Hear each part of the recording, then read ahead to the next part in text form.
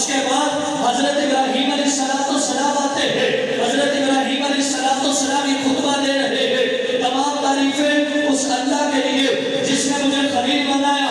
تمام تعریفیں اس اللہ کے لیے کہ جس نے مجھے